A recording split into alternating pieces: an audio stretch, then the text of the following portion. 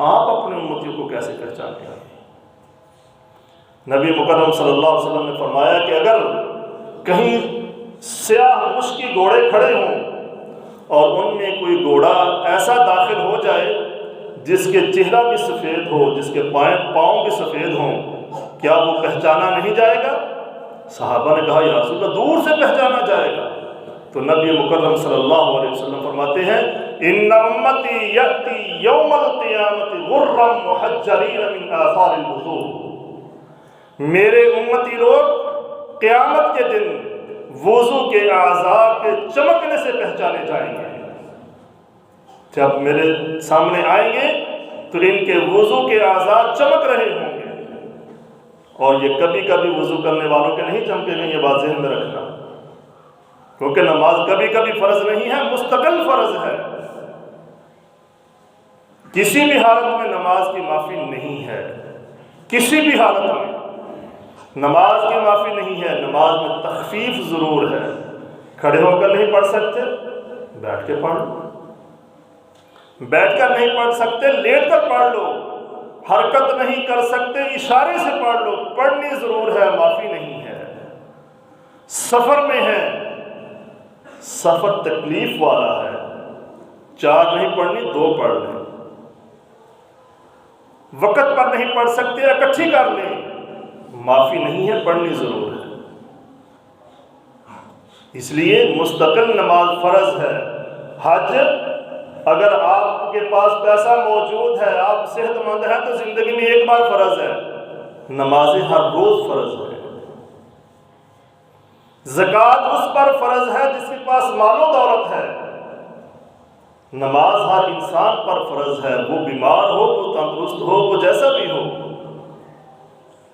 زکوٰۃ صاحب مال پر فرض ہے، نماز ہر انسان پر فرض ہے۔ اور اس لیے نبی مکرم صلی اللہ علیہ وسلم نے فرمایا کہ جعلت قرۃ عینی فی الصلاۃ، میری آنکھوں کی ٹھنڈک نماز میں رکھ دی گئی ہے۔ اور جو مومن، جو مسلمان، جو امتی نماز نہیں پڑھتا، وہ یہ فکر رکھے کہ وہ اپنے نبی کی آنکھوں کو ٹھنڈک بھی نہیں پہنچاتا۔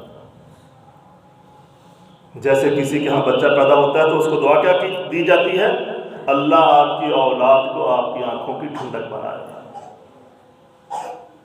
اللہ اس بچے کو آپ کی آنکھوں کی ٹھنڈک بنائے۔ ٹھنڈک کیسے ہوتی ہے؟ تکلیف دے کے، پریشان کر کے۔ ٹھنڈک والدین کو اس وقت ہوتی ہے جب بیٹا فرما بردار ہوتا ہے، بات ماننے والا ہوتا ہے، اطاعت گزار ہوتا ہے، تب آنکھوں کو ٹھنڈک ملتی ہے۔ اللہ کے نبی کی آنکھوں کی ٹھنڈک نماز میں ہے میرے بھائیو، اس لیے نماز کی پابندی ہر مومن پر فرض ہے۔ کبھی کبھی نماز پڑھنے والا اپنے آپ کو مومن نہ سمجھے، وہ ایسے ہی ہے، کبھی دورہ پڑ گیا تو مومن بن گیا، کبھی دورہ ختم ہوا تو پھر اپنی اصلی حالت میں چلا گیا۔ یہ دورے والا کام نہیں ہونا چاہیے، مومن پکا ہوتا ہے۔ اللہ اکبر۔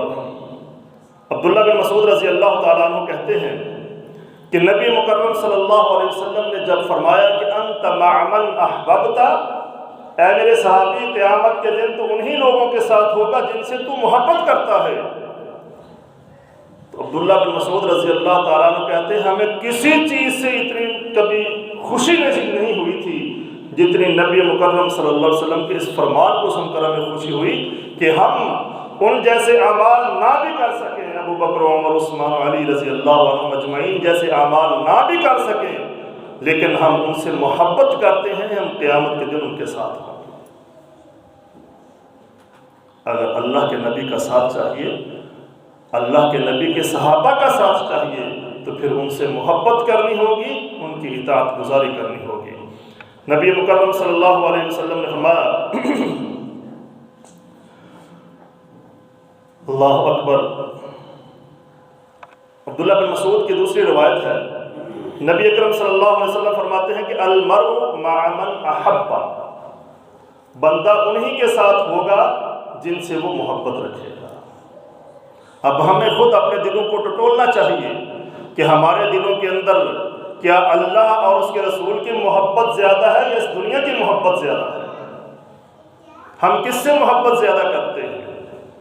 اگر اللہ اور اس کے رسول کی محبت زیادہ ہے تو پھر ہماری کامیابی ہے، اور اگر اللہ اور اس کے رسول کی محبت زیادہ نہیں ہے تو پھر میرے عزیز بھائیوں ہمیں فکر کرنی چاہیے، کیونکہ نبی مکرم صلی اللہ علیہ وسلم صحابہ کے ساتھ قبرستان گئے اور وہاں جا کر قبرستان میں داخل ہونے کی دعا پڑھی، السلام علیکم دار قوم مومنین وَإِنَّا إِنْ شَاءَ اللَّهُ بِكُمْ لَلَاحِقُونَ، اور اس کے بعد آپ صلی اللہ علیہ وسلم فرماتے ہیں وَدِدْتُ إِنِّي أَرَىٰ إِخْوَانِي، آپ نے دعا پڑھی قبرستان والوں کے لیے، اور پھر اس کے بعد فرمایا صحابہ سے، صحابہ ساتھ تھے، فرمانے لگے میں اس چیز کو پسند کرتا ہوں کہ میں اپنے بھائیوں کو دیکھوں۔ نبی مکرم صلی اللہ علیہ وسلم سے سوال کیا گیا، صحابہ نے کہا أَلَسْنَا إِخْوَانَكَ یا رسول اللہ، کیا ہم آپ کے بھائی نہیں ہیں؟ نبی اکرم صلی اللہ علیہ وسلم نے فرمایا کہ بل انتم اصحابی، تم میرے صحابہ ہو، اخوانی میرے بھائی وہ ہوں گے، یؤمنون بی ولم یرونی یأتون بعدکم، او کما قال النبی صلی اللہ علیہ وسلم کہ تمہارے بعد آنے والے لوگ جو مجھ پر ایمان لائیں گے اور مجھے دیکھا نہیں ہوگا۔ آپ لوگوں کو اللہ کے نبی نے اپنا بھائی کہا اور اس چیز کی خواہش ظاہر کی ہے کہ میں اپنے بھائیوں کو دیکھنا چاہتا ہوں، لیکن بھائی کون ہوتے ہیں؟ بات ماننے والے، فرما برداری کرنے والے، اطاعت گزاری کرنے والے، اور پھر یہ مقام امام الانبیاء خاتم النبیین اللہ تبارک و تعالیٰ کے پیارے محبوب نے آپ کو دیا ہو۔ تمام انبیاء کے سردار آپ کو کیا مقام دے رہے ہیں کہ آپ کو اپنا بھائی کہہ رہے ہیں، اور ہم کیسے بھائی ہیں کہ ہم ان کی آنکھوں کو ٹھنڈک بھی نہیں پہنچا سکتے۔ ہمارے دلوں کے اندر اگر محبت نہیں ہوگی، چاہت نہیں ہوگی، اطاعت گزاری نہیں ہوگی تو میرے بھائیوں اللہ کے نبی کا ساتھ بھی نصیب نہیں ہوگا۔ اللہ کے نبی کا قیامت کے دن ساتھ حاصل کرنے کے لیے ان کا فرما بردار ہونا ضروری ہے، ان سے محبت کرنا ضروری ہے، اور اس کے ساتھ ساتھ میرے عزیز بھائیوں جو اللہ تبارک و تعالیٰ کے احکامات ہیں ان کی پیروی ضروری ہے۔ نبی مکرم صلی اللہ علیہ وسلم،